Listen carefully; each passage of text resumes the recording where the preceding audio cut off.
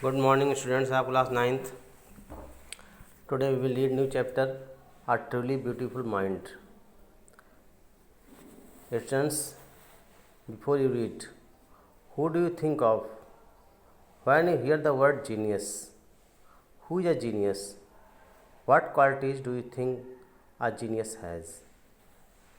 We shall now read about a young German civil servant who took the world by storm about 100 years ago.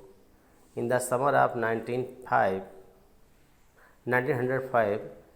the 26-year-old published in quick succession 4 groundbreaking papers about light, the motion of particles, the electrodynamics of moving bodies, and energy.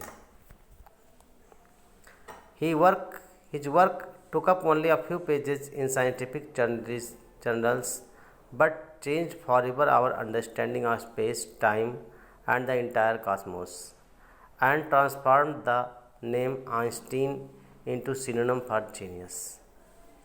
50 years after his death, Albert Einstein's genius still reigns. बच्चों, क्या आपने कभी word genius सुना है? Genius कैसे होते हैं? कौन सी क्वालिटी जीनियस की होती है?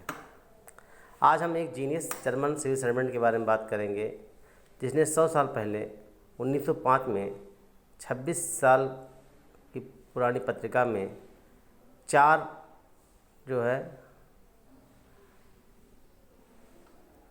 4 ग्राउंड ब्रेकिंग पेपर्स में light, motion of particles, electrodynamics और मूविंग बॉडीज़ के बारे में सिद्धांत प्रस्तुत किया था, एनर्जी के बारे में। इनकी जो विज्ञान की थ्योरी थी ये कुछ पेजेस में कुल छपी, लेकिन जिसने पूरे विश्व की धारणा को बदल दिया। स्पेस के बारे में, समय के बारे में और इंटायर कॉस्मोस के बारे में। इसी को आइंस्टीन थ्योरी कहते हैं। आइंस्टीन मतलब जीनियस, पर्यायवाची बन गया है। 50 years after his death, Einstein genius still reigns. उनकी मौत के 50 साल बाद भी आइंस्टीन को जीनियस माना जाता है।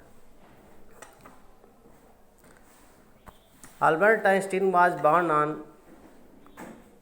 14 March 1879 in the German city of Ulm, without any indication that he was destined for greatness. On the contrary, his mother thought Albert was a freak. To her, his head seemed much too large. Albert Einstein का जन्म 14 मार्च 1879 को German की city के उल्म में हुआ था। बचपन में ऐसी कोई इंडिकेशन नहीं था कि इतनी महान वो बनेंगे। इसके बावजूद इसका उल्टा हुआ। अल्बर्ट आइंस्टीन बहुत ही ज़्यादा कमज़ोर और अनयूजुअल बालक था बिहेव में, और उसका सर अपेक्षा से ज़्यादा बड़ा था। At the age of 2.5, Einstein still was not talking. When he finally did learn to speak, he uttered everything twice. Einstein did not know what to do with other children, and his playmates called him brother boring, so the youngster played by himself much of the time. He especially loved mechanical toys. Looking at his newborn sister Maja, he is said to have said, "Fine, but where are her wheels?"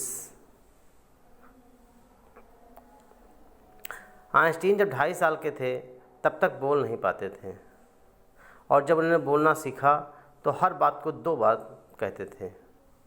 Einstein नहीं जान पाते थे कि अपने साथ के बच्चों के साथ कैसा व्यवहार किया जाए, इसीलिए उनके जो प्लेमेट्स थे, साथ में खेलने वाले बच्चे थे, उनको ब्रदर बोरिंग कहते थे। वो बोर करता था। तो the youngster played by himself much of the time, इसलिए छोटा आइंस्टीन बहुत समय तक अपने आप से खेलता रहा। उसको मैकेनिकल खिलौने बहुत पसंद थे। जब उसकी न्यूबॉर्न सिस्टर माजा पैदा हुई तो वो कहता था ये सब तो ठीक है, लेकिन इसके वो कहाँ, व्हील्स कहाँ है, पहिए कहाँ है इसके पास, कैसे चलेगी ये। 3rd paragraph. A headmaster once told his father that what Einstein chose a profession would not matter because he will never make a success at anything. एक बार इनके हेडमास्टर ने इनके पिता से कहा, आइंस्टीन कौन सा प्रोफेशन चुनता है ये कोई मैटर ही नहीं करता क्योंकि ये जीवन में कभी कोई सफलता प्राप्त ही नहीं करेगा. Einstein began learning to play the violin at the age of 6 because his mother wanted him to be. Einstein ने 6 साल की उम्र में वायलिन बजाना सीख लिया शुरू कर दिया क्योंकि उसकी माँ उसे वायलिनिस्ट बनाना चाहती थी. He later became a gifted amateur violinist, maintaining this skill throughout his life. बाद में ये बहुत अच्छे तारवादक बने और अपने पूरे जीवन तक अपने इस स्किल को जिन्होंने संभाल कर रखा. Okay students, for today it's enough now. Find out the difficult words and consult with your dictionary.